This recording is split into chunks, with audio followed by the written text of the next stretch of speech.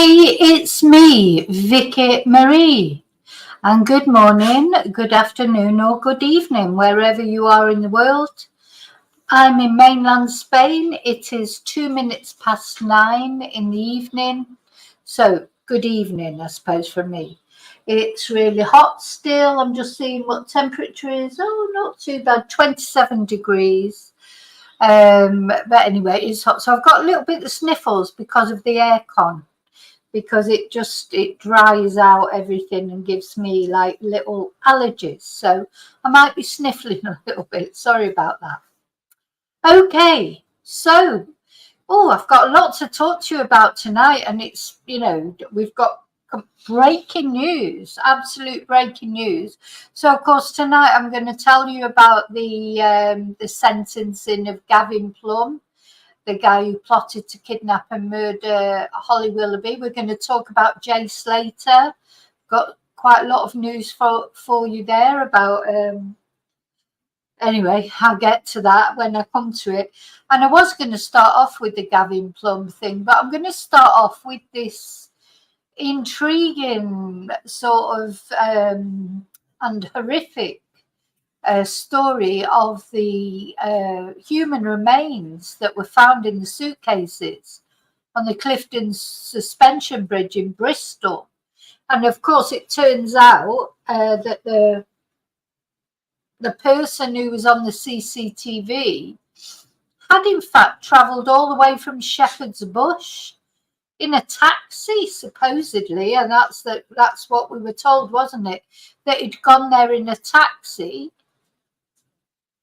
and he'd gone all the way from Shepherd's Bush in a taxi to deposit these two suitcases. Also, there seems to have been other people there with him. But anyway, the breaking news is a man has been arrested in Shepherd's Bush. So it looks like the guy that was on the CCTV, maybe, that's been arrested. I'm not sure. I'm just trying to move. My dog's lying on my feet. I'm just trying to maneuver my feet out from underneath the dog. So this is the breaking news that a man has been arrested. So before I really get started, though, I just want to say thank you, as always, to everyone for liking, for subscribing. Special thanks to my members. Please consider being a member if you want to support my channel. You can become a member from $1.99 a month, and we have 2 members lives Tuesday nights and Thursday nights every single week. Members only live streams. The Tuesday night one is for the carry on chatting, or it's for all members. Tuesday night, Thursday night for the Let's Chat members. So please think about that. And I also want to say thank you to everyone who's either bought me a Ko-fi, or sent me a super, or PayPal me, sent me an email. I've had a lot of very useful emails today, which has been great, and or left me a positive message, etc. So thank you for any input that you give, on positive input that you make on my channel. Thank you so much. Okay, now I'm going to just say hello to everyone who's already there, or already here, I should say. Let me get rid of that.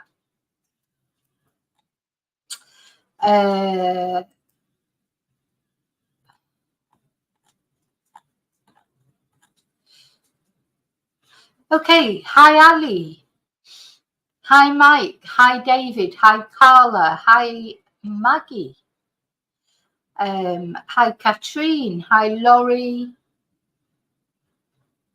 hi Tracy, hi Fragaria.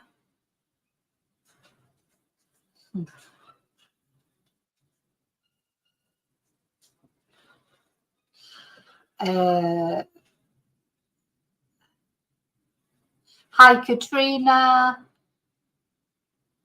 hi Daniel, hi Angie,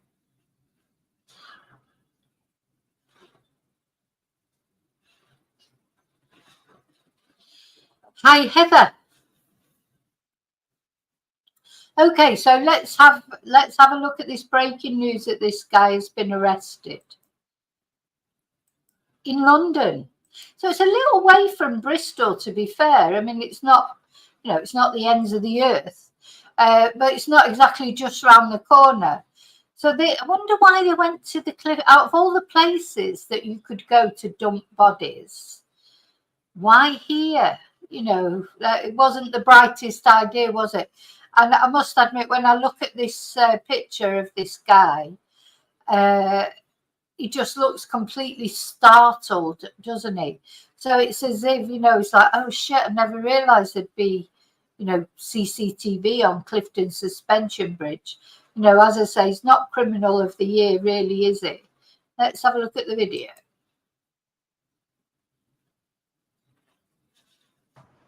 Cops today launched a massive hunt after human remains were found in 2 suitcases here on the world famous Clifton Suspension Bridge. At 11:57 yesterday, we received a report of a man with a suitcase acting suspiciously on Clifton Suspension Bridge. Officers arrived at the bridge within 10 minutes of the call, but the man had already left the area, leaving the suitcase behind. A second suitcase was located nearby a short time later. Sadly, the suitcases contained human remains. An immediate search of the area was carried out by officers on the ground with the support of the National Police Air Service and His Majesty's Coast Guard, following the discovery of the suitcases. These searches remain ongoing. Our major crime investigation team has launched an investigation which involves specialist officers and staff from across our organisation. Our immediate priority is to locate the man who took the suitcases to the bridge, identify the deceased, and inform their next of kin. We are releasing an image of a man that we are currently looking for. He is described as black with a beard. He was wearing a black Adidas baseball cap with a white motif, a black jacket with a motif on the chest, and black trainers with thick white soles. He is also believed to be wearing, or have been wearing, a gold earring and was carrying a black backpack. So clear, isn't it, this CCTV image? I mean, he hasn't even got a hoodie on or a mask over his face. I mean, yeah, not very clever, is he, really? Officers are currently working to track his movements through CCTV, and I can confirm that we know he left in the direction of Lee Woods behind me. At this stage, we are not aware of David, yeah, another criminal mastermind like Davido, yeah. of any current risk he poses to the wider public. However, if anyone sees him, we advise them not to approach him, and please do call 999 immediately. A forensic post-mortem examination is currently taking place, and whilst we continue to examine the scene, specialist investigators are working around the bridge and the surrounding area. As such, the bridge will remain closed whilst these inquiries are conducted. Initial inquiries have established the man with the suitcases was taken to the bridge in a taxi. This vehicle has been seized and the driver is helping us with our inquiry. Now, a taxi will have cost a lot of money from London, if that's where he's come from Shepherd's Bush all the way to London. Let me just show you. I've got the... Just show you this.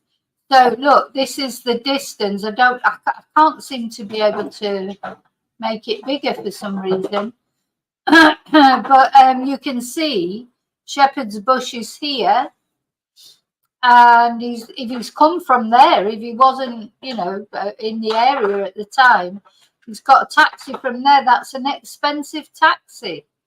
And look, he's gone through Reading. That's where I used to live. I lived in Reading for 8 years. So he's come through Reading up there. It's a motorway, I think, all the way. I don't know, because I'm not very good at geography, etc. And when I worked on the race courses, I used to work at Bath Racecourse. I've gone over. Anyway, Chepstow I used to work at. I've worked at all the race courses in this area. But yeah, so it's gone a long way in a taxi with those suitcases to Clifton Suspension Bridge. I mean, there's a million places really where he could have gone. But anyway, look, there's the Chilterns for a start. And, you know, there's a lot of countryside in between.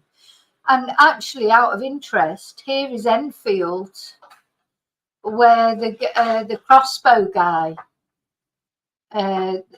killed, well, not where he killed Carol, Hannah and Louise, but where he went into the cemetery and tried to delete himself. That's Enfield. So it's not that, they had a busy day, didn't they? It's not that far away from Shepherd's Bush, where the police have all been today. So yeah, he went quite a long way, didn't he? So sorry, let's watch the end of the video now.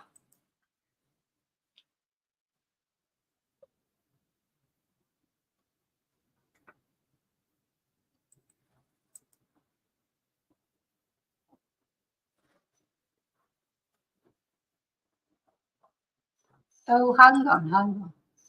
Have Got to any go new back, information that I share can it share, I again, will of hang on. course provide an update Let me go back because I again. know cause for our communities. We currently have an increased presence of officers in the area, and I encourage anyone who has any concerns to please do speak with one of the team. As soon as we have any new information that I can share, I will of course provide an update because I know so many unknowns in this situation will cause worry. Officers are reviewing CCTV images from the suspension bridge and other areas around the city. Thank you, Angie, for becoming a member. We will welcome you properly on Thursday in the Let's Chat Members Live. Thank you so much. To try and find out where the suspect came from. But he was last seen chased by cyclists into the woods to the left of the suspension bridge here and then disappeared without trace. Anybody who has any information is being asked to contact Avon and Somerset Police. Okay, so oh no, I switched it off. Shouldn't have done that. Hang on. I haven't finished reading the article yet.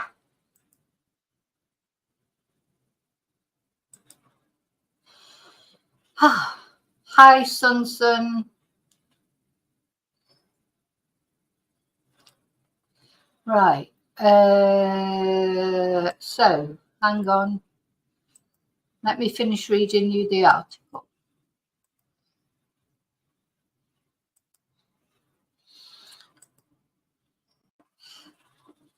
So yeah, man 36 arrested in London after the human remains were found on Clifton Suspension Bridge as the manhunt continues, because there are more people to be arrested, I think. So police have arrested a man after 2 suitcases with human remains and leaking blood were found on Clifton Suspension Bridge. So no wonder they commandeered that taxi. Police had released CCTV images of a suspect after a man was reported to be acting strangely on the Bristol landmark at just before midnight on Wednesday. So the search then, how they ended up going to Shepherd's Bush, I don't know. You know, maybe somebody must have identified this guy because he just looks so distinctive. You know, you can see him so clearly. So somebody definitely would have recognized him, I'm sure. And it was interesting because when I was telling my son about it, and I said, oh, they've arrested someone in Shepherd's Bush. He said instantly, he said, oh, there's a lot of gangs in Shepherd's Bush. Don't know how he knows, you know, he knows things I don't know anything about gangs, etc. And he said there's a lot of rappers in Shepherd's Bush. It's like that sort of, now I don't know if that's true or not. I just passing on a sort of a bit of a sort of what's the word, just a hearsay remark that he made, because I wouldn't have associated Shepherd's Bush with gangs or rappers. But he said that. So it's interesting to think why they went from Shepherd's Bush. Anyway, so apparently police are now combing the bridge for evidence. Got a picture of a forensic officer arriving at the scene. Now, I don't think we know anything else about this guy yet that's been arrested. Just says a man aged 36 was arrested at an address in Greenwich early on Friday, the 12th of July. He's been taken into custody where he remains. Oh, this is not the same man we are appealing for. And this comes as police have been seen searching a property in Shepherd's Bush. Also, it's not that actual guy. Officers arrived at the scene within 10 minutes, but the man had already left the area. So, well, that's interesting. So they've arrested a 36-year-old man, but it is not this man. It is not this man. This man is still, you know, roaming around somewhere. So as I said to you earlier today, keep your doors and windows locked. Oh, sorry, just let me come back. Somebody's just gifted a membership. Oh, thank you, Carla. That's very kind. Thank you. Somebody, a Silver Soul won it. Oh, thank you. Jumba's blocked Fragaria by mistake. Yeah, David did that once to you, didn't he? He's easy as slip of the finger. It's easy to do. But thank you so much, Carla, for gifting that membership, and well done, Silver Soul. Okay, so something that so it's all sort of information coming in thick and fast now. So about this, so I'm going to go back to Sky News. They earlier, they're still not saying on Sky News that anyone's been arrested, which is interesting. They're still not saying on Sky News yet that they're just saying that a crime scene is in place. Let's have a look. A crime scene is in place in Shepherd's Bush in West London, where a helicopter was circling above Scotch Road on Friday afternoon, and 4 police officers guarded a cordoned off area. So we don't know if this is what they think is the crime scene, you know, so these are 2 men that are in these suitcases. It turns out the police have released the details. It's not women. 2 men, so it sounds like it could be gangland related maybe, but again, we don't know yet, do we? But it's possible. Hi, Moonbeam. And a local resident said, I heard a police car coming down with lights flashing. It must have been about 3:30. And the property being searched in Shepherd's Bush is next to a large housing estate. And Sky News correspondent Matthew Thompson spoke to a woman who lives in a block directly opposite the property. She didn't want to give her name. I bet she didn't want to give her name. You'd be terrified. I wouldn't have spoken to anyone, I don't think. It's pretty scary, really, until they're all arrested. She said her and her mum were woken up at 4:30 to the sound of dogs barking and a large commotion outside as police arrived at the property. She added officers had been there ever since, and she had seen officers in blue forensic suits going in and out all afternoon. And she said it was terrifying to think something connected to the discovery of the bodies in Bristol could have happened so close to her home. I think that's it. You never expect it to happen so close to you, do you, where you live? You know, but of course these things can happen anywhere, can't they? Yeah, and there's this suspect again that they still haven't caught.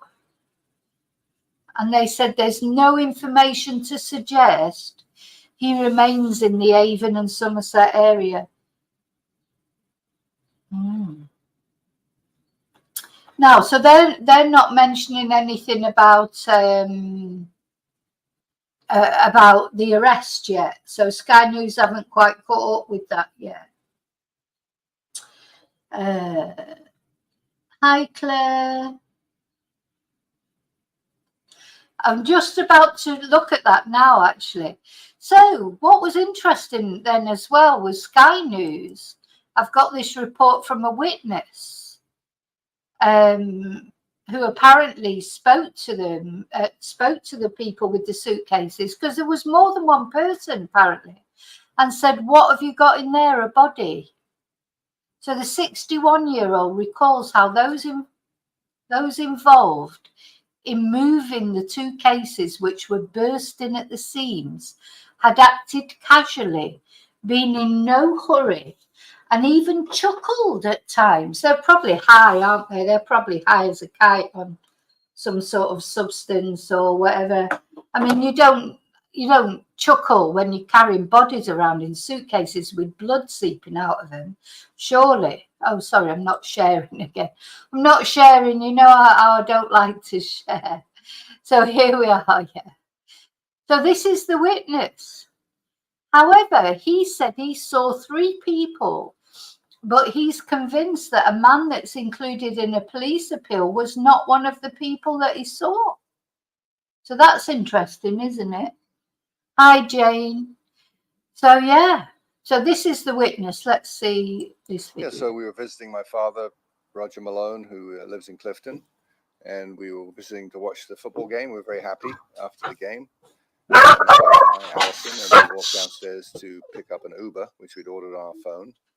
And we went down to the corner by the mall pub to meet the Uber, and waiting patiently. It was about 20 minutes or so. And after a few minutes, we noticed a man, another man, a black man and a white man, carrying a suitcase across the street right towards us. And they were struggling with the weight of it. I actually thought they might drop it in the middle of the road. And I thought about going to help them, but something made me stop. Good job he didn't go and help them, isn't it? Because he would have seen the blood and everything, and he could have been in danger then if he would have cottoned on. And so they came over and they put the suitcase right by our feet. And I said to them at that time, I said, "That looks really heavy. What have you got in there? A body?" Jokingly, like you do, you know. And we were feeling good, happy, so I made a joke, and they didn't reply. And then they just left it by us, and they walked back across the street. And I didn't really know, but I did notice a car across the street with the boot open, and I thought that's where they were coming from, but I wasn't really paying attention. I was looking at my phone, waiting for the car. And then they came back across the street with a third person, which was a female, about the same age, 25 to 35, white female, blonde hair with a ponytail. So there's a woman there as well. So we've got one black guy, one white guy, and a white woman with blonde hair and a ponytail. It wasn't me, honestly. And she must have heard what I said, because she said, "These are the heaviest suitcases I've ever lifted. I suppose there could be a body in there." And so, but she seemed like she was helping them lift it, and all 3 of them were struggling with it. And so our theory is that maybe there was something else in there, you know, to provide extra ballast should they throw it off the bridge later. I'm thinking about it going back now, you know, so maybe there was something else in there to weigh it down as well. You know, if they were going to throw it into the water in their brilliant criminal minds, they'd be thinking, oh, you know, put some stones in it or something so that it would weigh it down in the river and it wouldn't come up. Hi, Susie. You know, so maybe he's right. Maybe there was, because, well, I suppose it depends how, if it's a man in there, it depends how big the guy was. Some, you know, could be anything from sort of, I don't know, 11, 12 stone, could be up to 20 stone, or even, you know, we don't know the size of the person in there, of course. Maybe they were taking a taxi to avoid their car being seen on camera. And the next day, we didn't really think about it at that point. And then the next day, we came to pick Dad up to go golfing, crossed the bridge, drove up to the bridge, and the bridge was closed with all police all around. And I said, "Oh, we're going to have to, the bridge is closed, Dad." And Dad said, "Oh, I just heard about 2 suitcases that were found on the bridge last night with body parts in them." And we stopped. I immediately stopped. And I looked at Alison, and we looked at each other, and we went, "You don't think that was those people from last night, do you?" And we told Dad what happened, and then he said, "You've got to go talk to the police." So we went up and walked up to the bridge, parked, and told the police what happened, and we were with them all day yesterday. Oh, yes. So, of course, once he would have gone and said he was a witness. Let's listen to that one more time. So we were visiting my father, Roger Malone, who lives in Clifton, and we were visiting to watch the football game. We were very happy after the game. And my wife Hi, and I, Charlie. Alison, and we walked downstairs to pick up an Uber, which we'd ordered on our phone. And we went down to the corner by the mall pub to meet the Uber, and waiting patiently. It was about 20 minutes or so. And after a few minutes, we noticed a man and another man, a black man and a white man, carrying a suitcase across the street right towards us. And they were struggling with the weight of it. I actually thought they might drop it in the middle of the road. And I thought about going to help them, but something made me stop. And so they came over and they put the suitcase right by our feet. And I said to them at that time, I said, that looks really heavy. What have you got in there? A body? Jokingly, like you do, you know. Gosh. And we were feeling good, happy. So I made a joke, and they didn't reply. And then they just left it by us, and they walked back across the street. And I didn't really know, but I did notice a car across the street with the boot open. And I thought that's where they were coming from, but I wasn't really paying attention. I was looking at my phone, waiting for the car. And then they came back across the street with a third person, which was a female, about the same age, 25 to 35, white female, blonde hair with a ponytail. And she must have heard what I said, because she said, these are the heaviest suitcases I've ever lifted. I suppose there could be a body in there. And so, but she seemed like she was helping them lift it, and all three of them were struggling with it. And so our theory is that maybe there was something else in there, you know, to provide extra ballast should they throw it off the bridge later. I'm thinking about it going back now, you know, so, and maybe they were taking a taxi to avoid their car being seen on camera. And the next day, we didn't really think about it at that point. And yeah, he's very open, isn't he, about what happened, and giving his father's name and things like that, and he's showing his face on camera. Thing is, because if this is like a gang related thing, that could be quite dangerous, couldn't it? But we'll see. Anyway, it's too late now. He's done it. And the next day we came to pick Dad up to go golfing, across the bridge, drove up to the bridge, and the bridge was closed with all police all around. And I said, oh, the bridge is closed, Dad. And Dad said, oh, I just heard about 2 suitcases that were found on the bridge last night with body parts in them. And we stopped. I immediately stopped and looked at Alison, and we looked at each other, and we went, you don't think that was those people from last night, do you?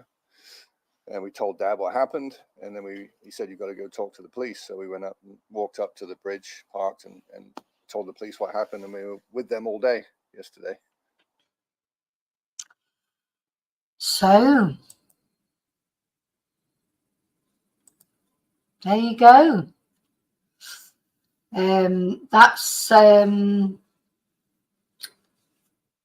That's where we are so far now with this case.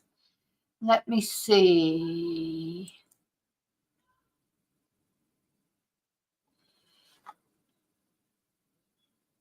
Yeah, so that's where we are so far. A man's been arrested, but it's not the man who was originally seen in the CCTV.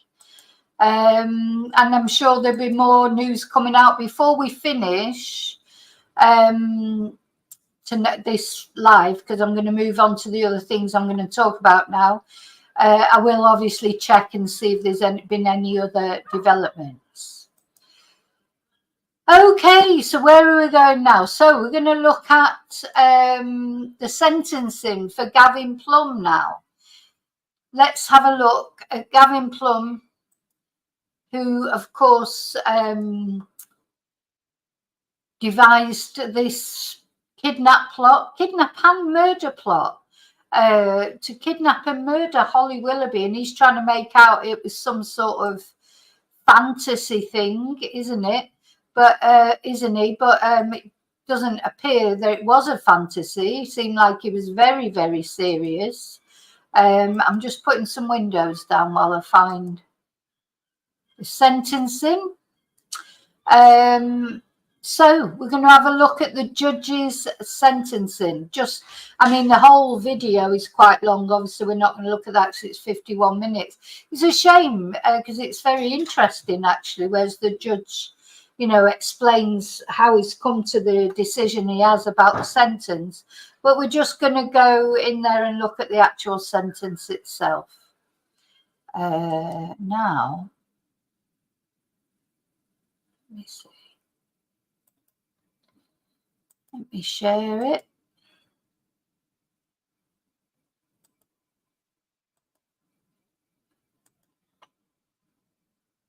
Accordingly, I must determine the minimum term that you must serve for each of these offences. If I'd been sentencing you to a determinate sentence, taking account of the numerous aggravating and limited mitigating factors in this case, but avoiding double counting, after a trial, I would have sentenced you to concurrent sentences of 24 years imprisonment for each offence. Because you would have served up to 2/3 of that sentence in custody, I fixed the minimum term you will serve at 2/3 of 24 years, that is 16 years. Finally, I reduce that minimum term of 16 years by the number of days which you've spent on remand in custody, 280 days. This means that the minimum term which you will serve before the parole board may consider your possible release is one of 15 years and 85 days. So 15 years and 85 days minimum sentence. But of course, that doesn't mean to say that he definitely will come out after that time. That's his minimum sentence, and then he'll be considered for parole. But let me know in chat what you think. Do you think that's a fair sentence? Do you think it's longer than you thought, shorter than you thought? When I first heard it, I thought, God, that seemed quite long, because I've seen some murder sentences that haven't been as long as that. But of course, Gavin Plumb, he did have other offences.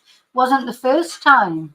You know, we're going to look at some of that in a minute. So really, I suppose, I think it's quite a fair sentence. It's a long sentence.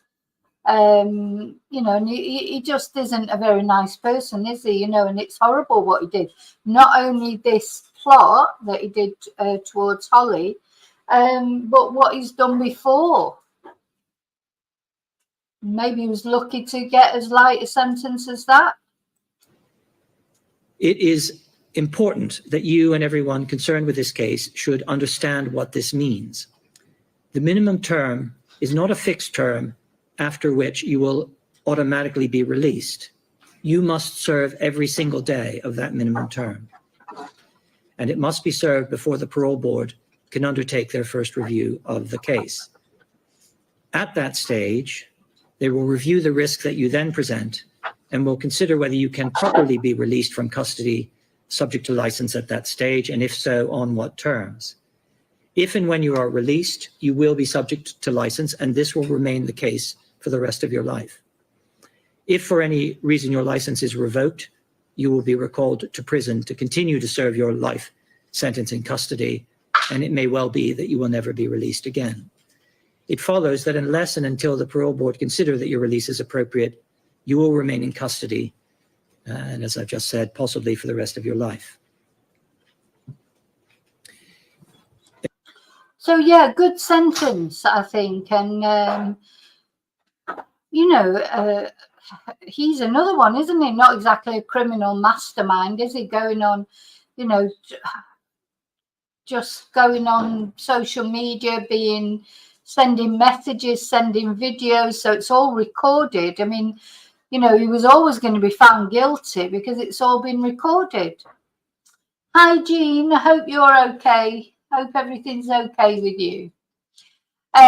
So what we're going to look at now, somebody sent me this, which is interesting. Of course, this is what a survivor of his previous abuse, that Gavin Plumb could have been stopped sooner, says survivor. So is this is a woman who wanted to remain anonymous, Maria, and she is a survivor of a kidnap attempt of Gavin Plumb. So, you know, this is another thing. You think, how many times do these people get away with these things? You know, what does it come to? In the end, it had to be Holly Willoughby did it, somebody famous.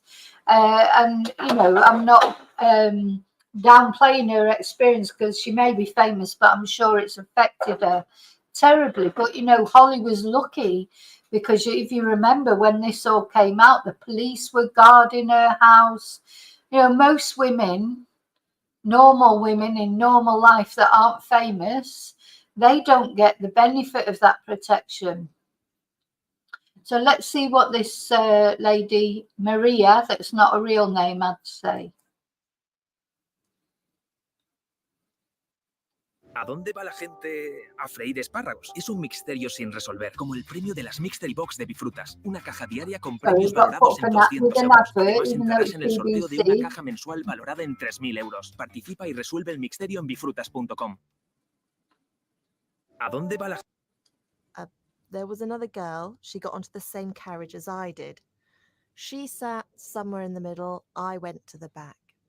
When I noticed that somebody came and sat right in front of me, and I thought, well, the carriage is empty. He passed me a note. So, yeah, you sat in a train carriage, and this guy,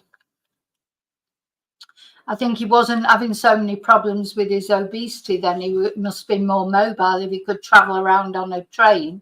But, you know, that's like your worst nightmare, isn't it? You've been sat on a train carriage and some guy comes, sits right near you, even though there's loads of space. That would just straight away set your nerves on edge, wouldn't it? And then he's give her a note. I mean, I thought it's just some piece of paper. I didn't even look what he was doing. I ignored it. Then he pushed it forward for me to read. And when I read it, it was something along the lines of, get off the train with me, be quiet, don't do anything, get off the train with me and nothing will happen to anybody. He had a rope and replica gun on him. And as I read that note, it was only then I looked at the person. So my first impression was that he is huge. I've no chance. So there was this moment when I was just frozen and scared. But it was also disbelief. I thought maybe he's joking. I mean, it's absurd. But he started pointing and showing me to stay quiet. And he started approaching me with his hands. He held his hand on my knee and was indicating that we're going to go. In the note, it said, get off with me at the next station. And hi, Amethyst. Hi, Kelly. Sorry.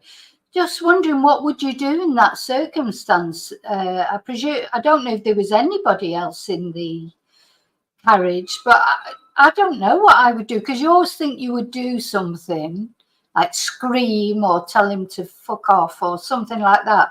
But of course, I think in that moment you do freeze. I'll just rewind that a little bit because I missed a bit there. And after the initial freeze and disbelief, I realized what was going on. And I was frightened. That feeling was growing because I started realizing that this massive man wants to get me off the train. I knew the next station is just a small village. At this point of time, there'll probably be nobody there. I mean, it's surrounded by bushes and woods, and I had all the worst scenarios cooking in my head. And I thought, if I get off that train, he can do anything. And so my thought was not to get off that train at any cost. Mm. The other woman in the carriage noticed Maria was in distress and raised the alarm. Gavin Plumb fled, but was arrested after trying to kidnap another woman from a train. He was given a suspended sentence for those crimes. He'd later go on to falsely imprison 2 teenagers. A suspended sentence for trying to kidnap a woman off a train. You know, he's had this fancy in his head for a long time, and he'd actually tried, you know, to do it. So, you know, he was lucky to get 17 years, really.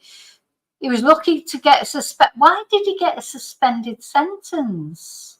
How could that be a suspended sentence to actually, because he failed to kidnap her? But you shouldn't be, you know, the only reason he failed to kidnap her, it wasn't It was only because the other woman in the train helped her.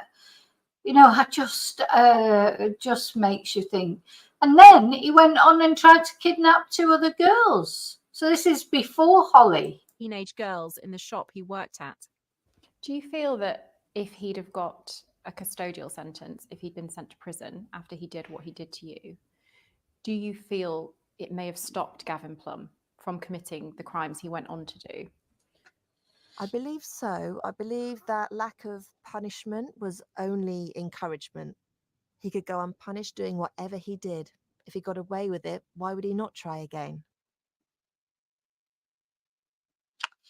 Yeah, exactly. Why would he not try again when he'd already got away with it? Well, the reason he's gone on to do that plot for Holly, and it was a kidnap and murder plot. You know, he fantasized about slitting her throat. I mean, it was horrible.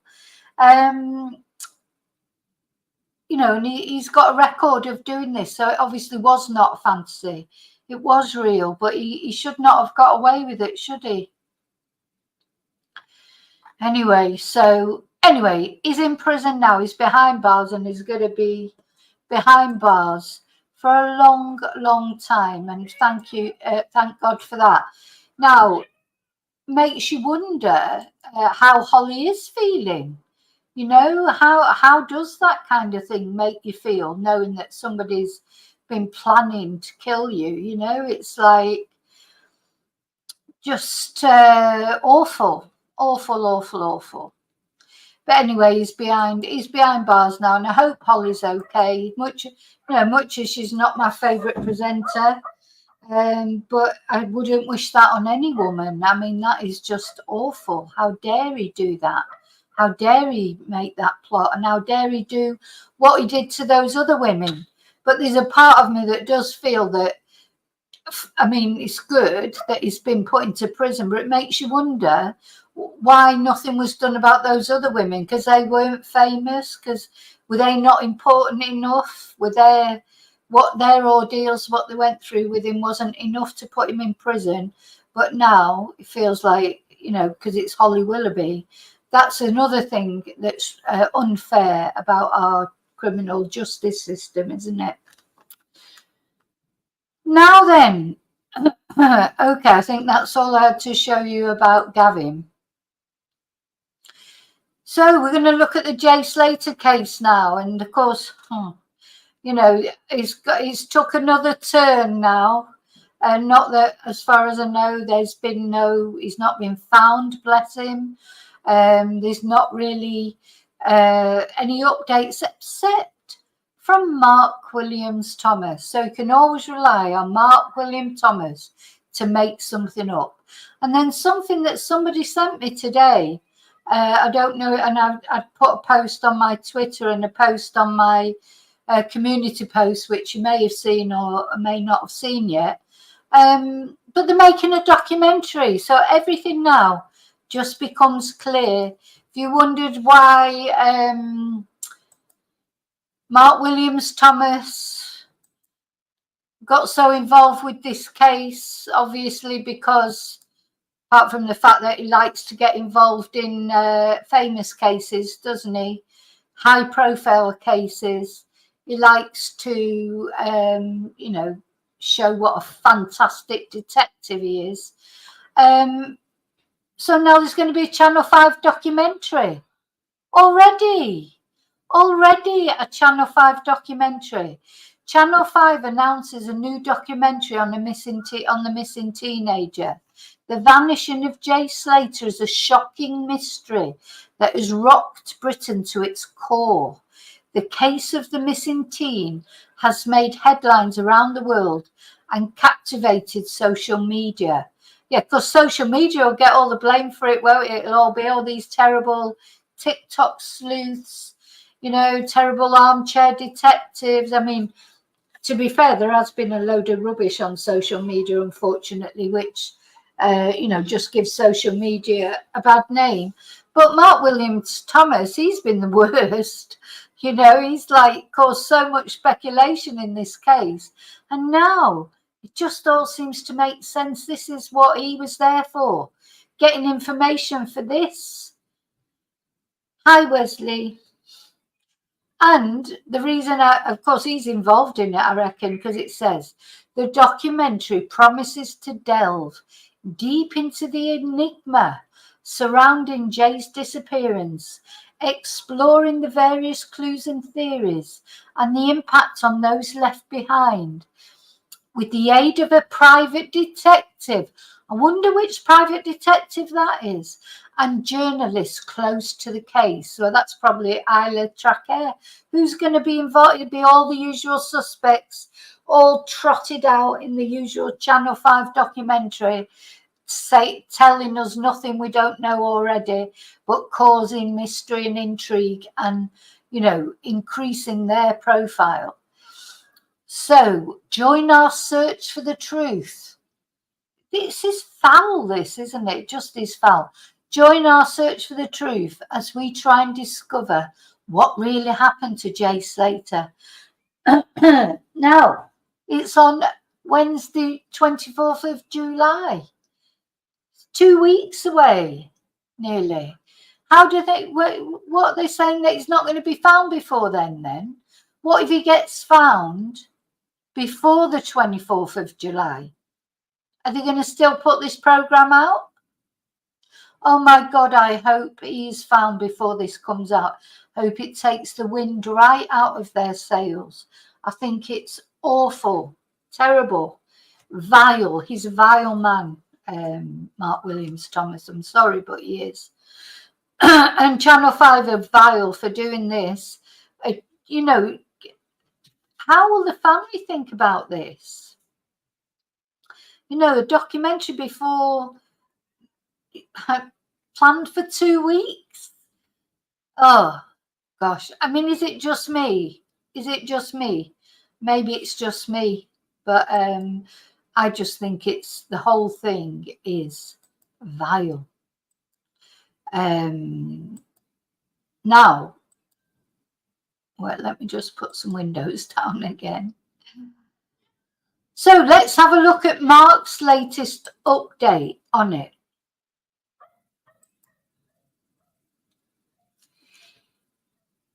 Let's have a look at Mark. So Mark has released a new update, and he's got a vital piece of information that is passed on to the police, the Spanish police and the British police, but he can't tell us what it is. But he, you know, like it's like I'm back in the parallel universe again. He's got a vital piece of information that is passed on to the Spanish police and the British police. But no, of course not. He can't tell us where it is. Here you go. Let's have a listen to this crap. They will mark 4 weeks since Jay Slater went missing in Tenerife. Firstly, thank you to all of you who have made contact with information, either via email or direct messaging on social media. All of those messages have been read and noted. Overwhelmingly, people have wanted to share their own theories or tell us about something they have seen on social media or read online. I can assure you that we are monitoring the social media platforms and Facebook groups, so there is no need to contact us regarding anything you've read or seen. Somebody's probably watching this from his team because he's monitoring all the social media and Facebook. So hello, if you're watching, I think your boss is vile. Online. Amongst these many contacts, we have received valuable information that we've been able to turn into useful intelligence and evidence. I would urge again an appeal. Yes, he's received useful intelligence, but it's just, honest to God, he's been doing this for years, this man. I'm going to have a look in a minute. In fact, I'm not going to have a look at his history today, but I'm going to do a video about Mark Williams-Thomas. You know, he was hardly in the police 5 minutes, and he left under, let's say, mysterious circumstances. You know, what happened? Why did he leave the police? And since then, he's just inveigled himself in anything that he can that will promote him. For anybody who had contact with Jay in the last 48 hours before his disappearance to please get in contact. We've now had the opportunity to speak with or obtain information from nearly all the people that we know in the hours and days leading up to his disappearance. However, there are still a few we've not yet spoken to, and I would urge them to get in contact so that they can be ruled out of the investigation. Of those people we have spoken to, we are aware that not everything they have told us will be the truth. There are a number of reasons for this, including their own involvement in criminal activity. However, it must also be said that some of Jay's closest friends have fully engaged with us and discussed things that could cause them to be unfairly judged by the public. On the morning of the 17th of June, on arrival back to the rental, Jay spoke to a number of different people on his phone, and they would describe him as very much awake and still buzzing. As a result, So, according to Mark, from his investigations, Jay was awake and still buzzing. The information we've received, we now know that Jay took certain actions whilst at the rental because he was clearly worried about his own safety, and this was short. So, he's been saying this for a while, isn't he? That he's got reason to believe that Jay was worried about his safety, and that's why he didn't go back to the Airbnb to, charge up his phone or get water or whatever. And he's reiterating that again. I mean, we will listen to this again.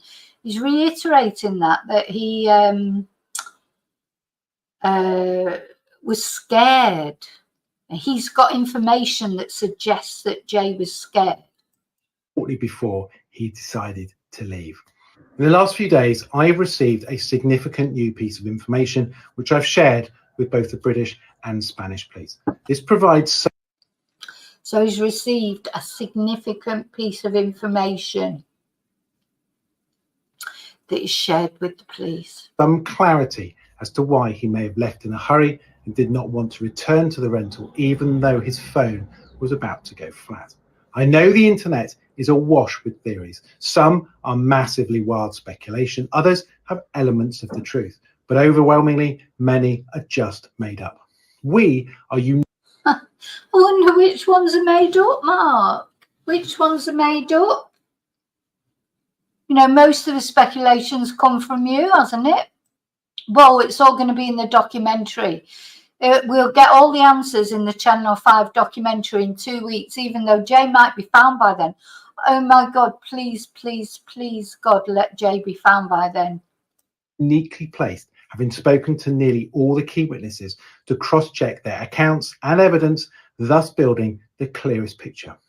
We know that Jay was on his phone and alone at 08:50 on Monday the 17th of June, walking on a track just off the main road, about 30 minutes walk from the apartment. It was a cold, damp morning, only 18 degrees, with a high of that day only reaching 20.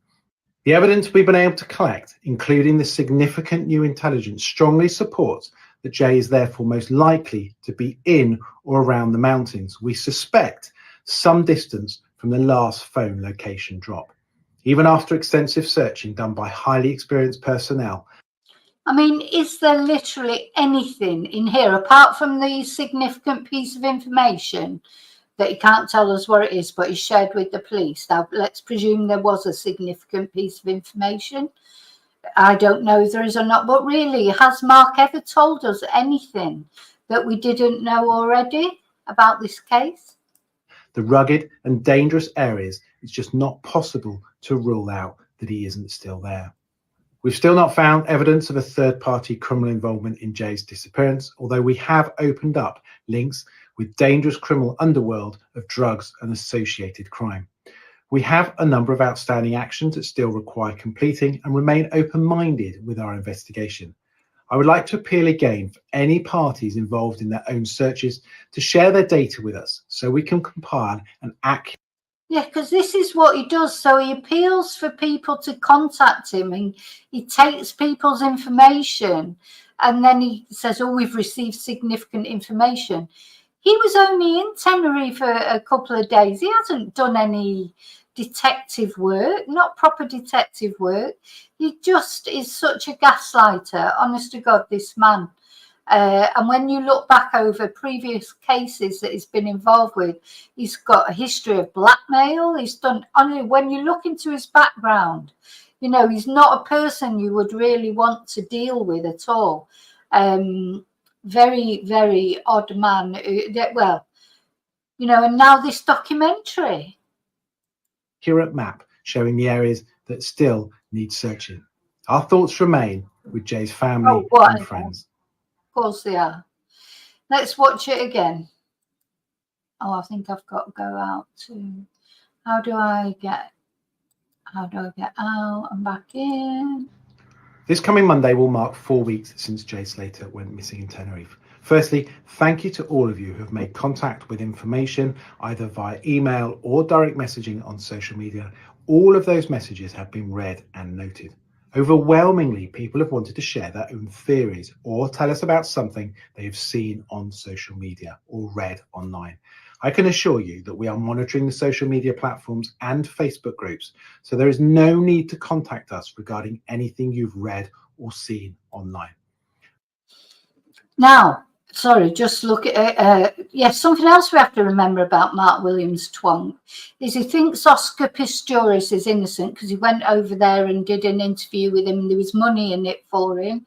He also thinks Michelle Mone, he investigated, this is on his Wikipedia page, he went and investigated into the PPE thing, and then it turned out that he was actually being sponsored to do that by Michelle Mone's husband's company. He's so, everything is for the money. If there's money in it, Mark will be there. And he would just make it up, and he comes out and he does these things. And no wonder Sky News won't even acknowledge him. Because, you know, whenever, you know, I get most of my news from Sky News, and they never mention Mark Williams Thomas. Any of these updates, any of these things, it's never, ever mentioned. He's always in the Sun or the Mail, and then he's on Channel 5. These are the people that are paying, these are the people that are paying his wages. Amongst these many contacts, we have received valuable information that we've been able to turn into useful intelligence and evidence. I would urge again an appeal for anybody who had contact with Jay in the last 48 hours before his disappearance to please get in contact. We've now had the opportunity to speak with or obtain information from nearly all the people that we know in the hours and days leading up to his disappearance. However, there are still a few we've not yet spoken to, and I would urge them to get in contact so that they can be ruled out of the investigation. He hasn't compiled all the facts. Of course he hasn't compiled all the facts, no more than anybody else has. He's made up a lot of facts, and also just takes things off Facebook himself, or what is he said that, monitoring all the Facebook things. He pretends he's a private investigator. He's a gaslighter. That's the worst kind of person for me. You know, he's sitting there sniffing down his nose at people on social media. He's nothing but a YouTuber himself. He's not a proper detective, and he just follows the money wherever it is. Of those people we have spoken to, we are aware that not everything they have told us will be the truth. There are a number of reasons for this, including their own involvement in criminal activity. However, it must also be said that some of Jay's closest friends have fully engaged with us and discussed things that could cause them to be unfairly judged by the public. On the morning of the 17th of June, on arrival back to the rental, Jay spoke to a number of different people on his phone, and they would describe him as very much awake and still buzzing. As a result of information we've received, we now know that Jay took certain action. Yeah, exactly. He came back from Tenerife, a party place, and said, oh, there's drugs there, you know. Oh, no, Mark. Oh, my God, you're so brilliant with your investigative prowess.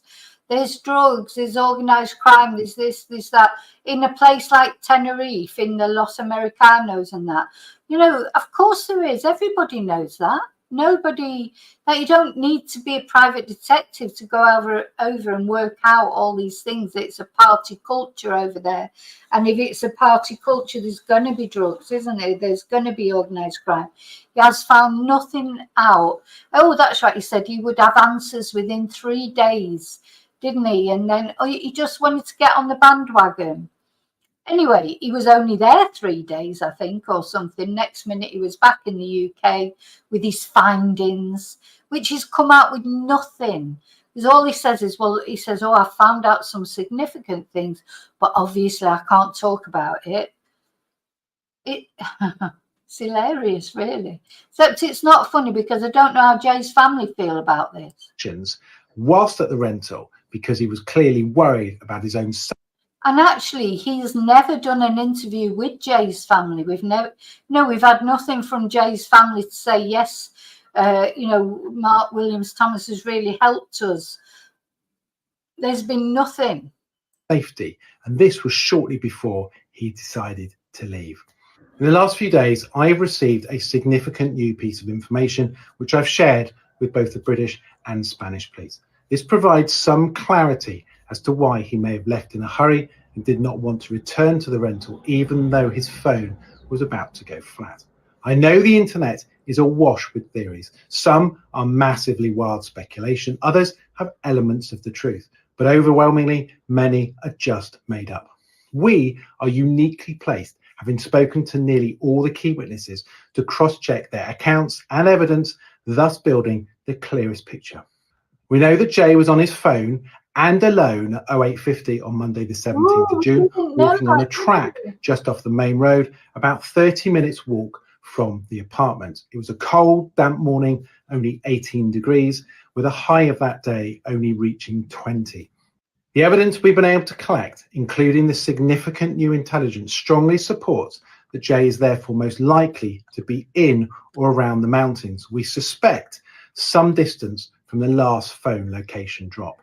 Even after extensive searching done by highly experienced personnel, the rugged and dangerous areas, it's just not possible to rule out that he isn't still there. We've still not found evidence of a third-party criminal involvement in Jay's disappearance, although we have opened up links with dangerous criminal underworld of. It says we have not uncovered a third-party involvement, but we've opened up links with dangerous underworld.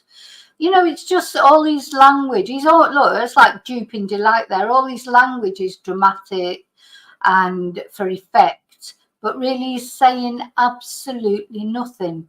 Nothing new, nothing we didn't know. And yeah, I don't know if this is his house, his barn, or maybe he's in Peter Folding's place. That's his bosom buddy, isn't it, Peter Folding? I'm still really surprised that he hasn't gone over there. But yeah. Drugs and associated crime. We have a number of outstanding actions that still require completing and remain open-minded with our investigation. I would like to appeal again for any parties involved in their own searches to share their data with us so we can compile an accurate map showing the areas that still need searching. Our thoughts remain with Jay's family. So only he can provide an accurate map that will show where everyone's been searching.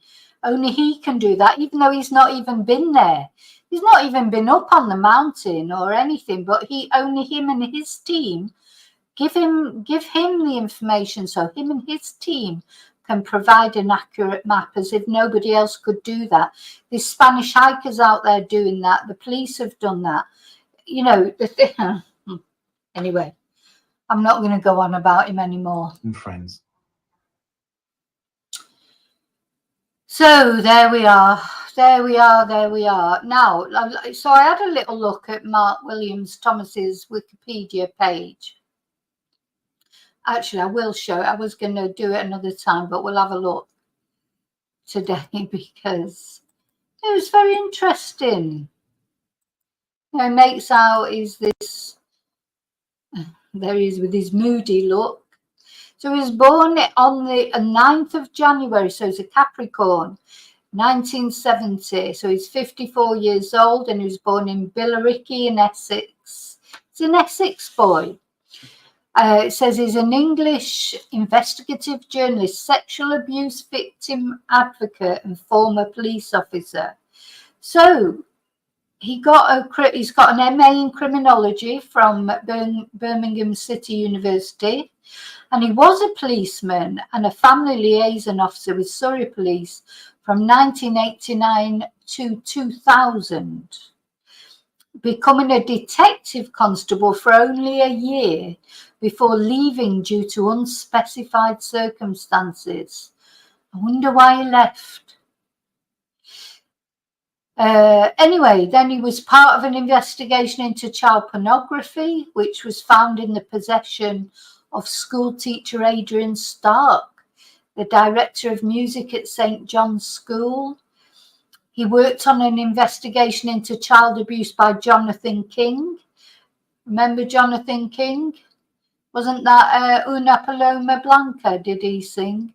Leading to King's successful conviction.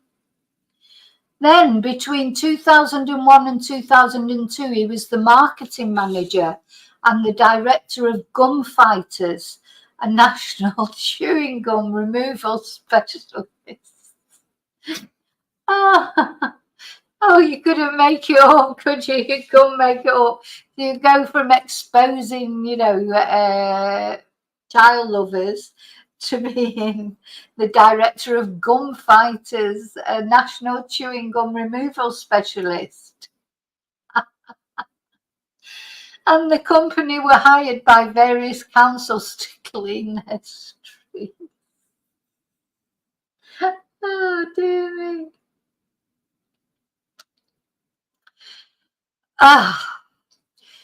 Then in 2003, he was charged with blackmailing a funeral home director after alleging, sorry, I know it's not funny really, but after alleging that there were multiple bodies buried in unmarked graves. An article ran in a national Sunday paper. I wonder which Sunday paper that was. I wonder if that was the News of the World, describing the mass burials, but he was subsequently acquitted. He is a blackmailer, this guy. This is what he does. He threatens people. This is, I do think this is something that he does, perhaps. Not exactly blackmailer, and I'm, allegedly, but, he does try and sort of, that's how he gets things out of people, by threatening them with exposure, doesn't he, and things. And then in 2005, he set up WT Associates, an independent child protection consultancy firm. And then he started script advising for various television crime drama series. And then, of course, in 2012, he had that exclusive interview, didn't he, with Stuart Hazel, who, of course, turned out to be the murderer of Tia Sharp. He was involved in that, wasn't he? But he didn't expose him. I mean, he just interviewed him. Then we've got the Jimmy Savile thing that he's always bleating on about, whereas it turned out that it wasn't really him. He didn't know about Jimmy Savile. It only came out after Jimmy Savile. Oh, God, there's Rolf Harris has just popped out. I think that's an over-ambitious claim of his. That he exposed Jimmy Savile. And why did he wait until he died before he exposed him? Oh my God, did he do this? Ban as an honour killing.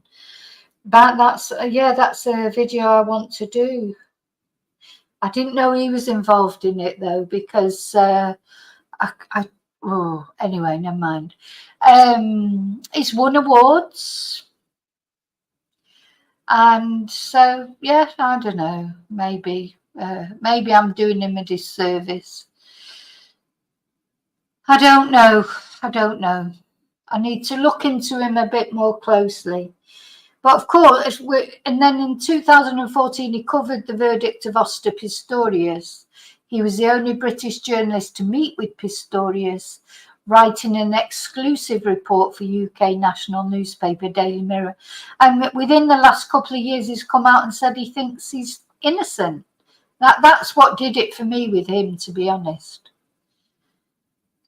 He's investigated the unsolved murder of Jill Dando, theorising she was murdered by the London underworld.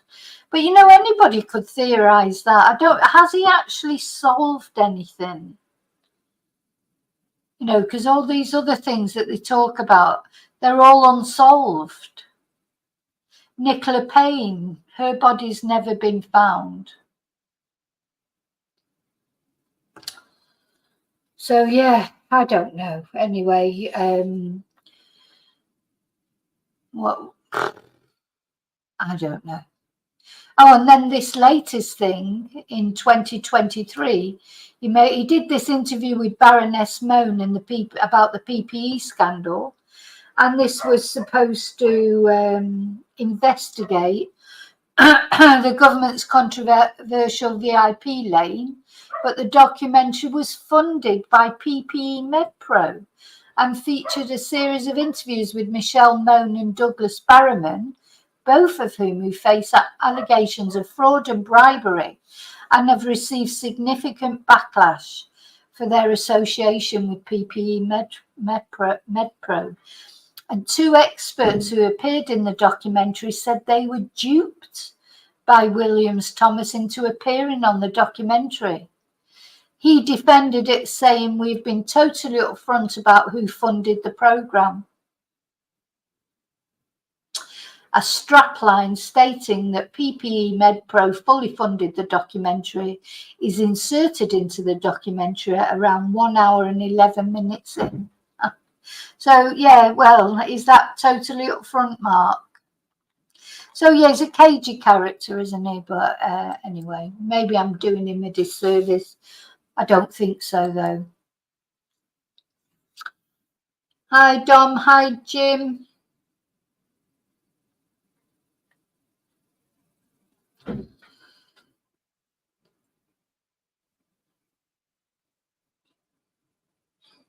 Hi, Squidgy. Oh, Mike, you're a big fan of Mark Williams Thomas, aren't you? You like him. That's fine. You like him. Maybe you work for him. You might be his mole, having a look at all these social media things. You certainly seem to think he's pretty special. Maybe you're right. Chewing gum removal.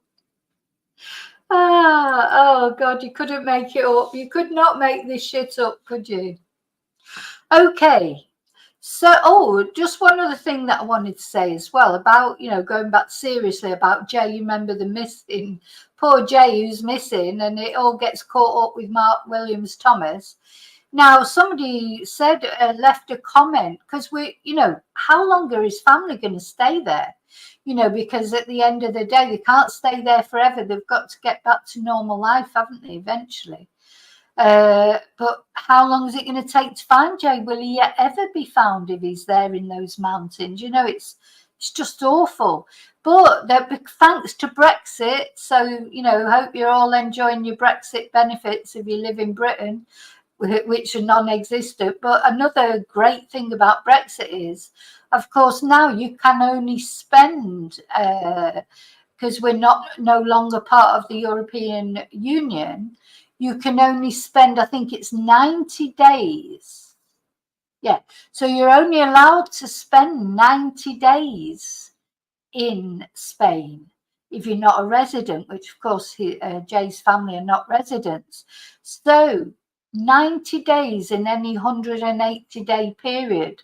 So they can spend 90 days there. That's 3 months, isn't it, more or less? Then they've got to leave. And then they can't go back for another 180 days or something. So, you know, they can't stay there forever, unless it does say that if you need to extend your visa-free stay for exceptional circumstances, such as a medical emergency, you can apply to the immigration authorities.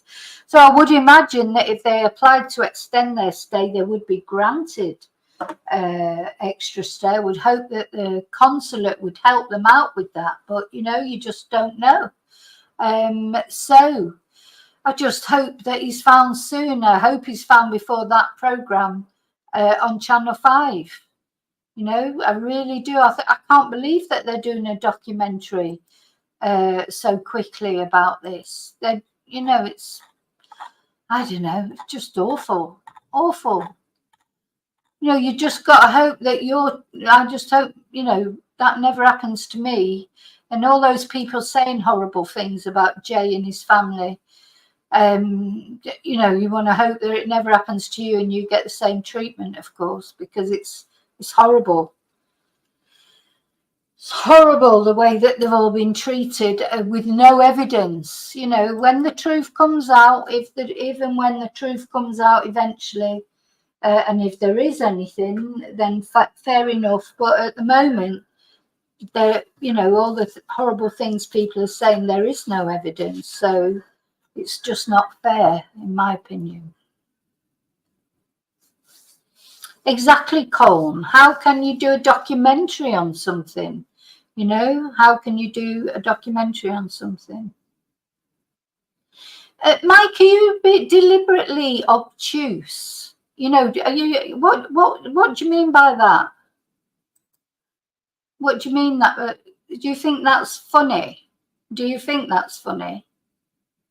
Because I don't think that's funny. So, you know, quite often you make remarks that are right on the border of disrespect, and I've just sort of ignored it so far. But, you know, it's starting to really get on my nerves. So you need to show a bit of respect. If you can't show respect, go on somebody else's chat and be disrespectful. There's loads of YouTube channels talking about this case. Why are you coming on here and being disrespectful? Oh, I think you are deliberate. I did not say. Did I say that? Is that what I said? Are you a fool? Are you a fool? I tell you, that's your last chance, or it's adios, amigo. Mikey probably is Mark Williams Thomas. He's been on a few times saying disrespectful things, and I've just sort of waved him because they're always just on the edge. But I've had enough now. So one more and that's it. One more, adios, amigo. Okay, so that's where we are with this. So we've got, now I've just checked the news. I can't see anything new on Sky News has finally caught up on the fact that the guy's been arrested. The 30-odd-year-old guy's been arrested, but as far as we know, the one that was on the CCTV is still at large somewhere. Who knows where he is, and who knows who those other people were that the witness saw. So that case has got a lot to transpire from it, hasn't it? A lot to come out from it. Gavin Plumb, he'll be spending his, you know, he won't be seeing the light of day for a long time. Gavin Plumb, Holly Willoughby's, I can't call him a fan, really. That's not a fan, is it, to do? That's, you know, he'd say he was his biggest fan, I suppose. But, you know, you could do without fans like that, couldn't you? But he's spending his... He's looking at a long sentence, was 16 years, wasn't it? Or something like that, minimum of 16 years. And as far as Jay Slater's concerned, we don't really know anymore. We've just got Mark Williams twonk telling us that he's found a vital piece of information that is passed on to the British police and the Spanish police. And why he's passed it on to the British police, I don't know. But anyway, there you go. That's what he says. Whether we believe what he says, that's up to them. Okay, so I think that's about it that I've got to tell you tonight. Oh, and of course we've got football, haven't we? We've got England coming up on Sunday. I can't believe it's Sunday night, 9 o'clock. It feels like ages to wait. But anyway, I'm looking forward to that. And but I'll see you tomorrow anyway. I'll definitely be back tomorrow, see what transpires, see what news comes up. And I'm sure I'll see you all tomorrow. So thanks for watching. There's a lot of news at the moment, David, isn't there? A lot of news. I can't keep up with all the news. Yeah, exactly. Praying for Jay. You know what? It doesn't take much to be a decent human being, does it? You know, making stupid jokes about, you know, a boy who's missing and probably dead and whatever he's done or he hasn't done or whatever. Doesn't take much to be a nice human being, really, does it? But anyway, thank you so much. See you tomorrow. Take care. Oh, and by the way, thank you to Angie for becoming a member. Thank you so much. And thank you so much to Carla for gifting a membership, which I think went to Silver Soul. So thank you. So as always, I'll see you really soon in the next video. And until then, really seriously look after yourself and may your God go with you.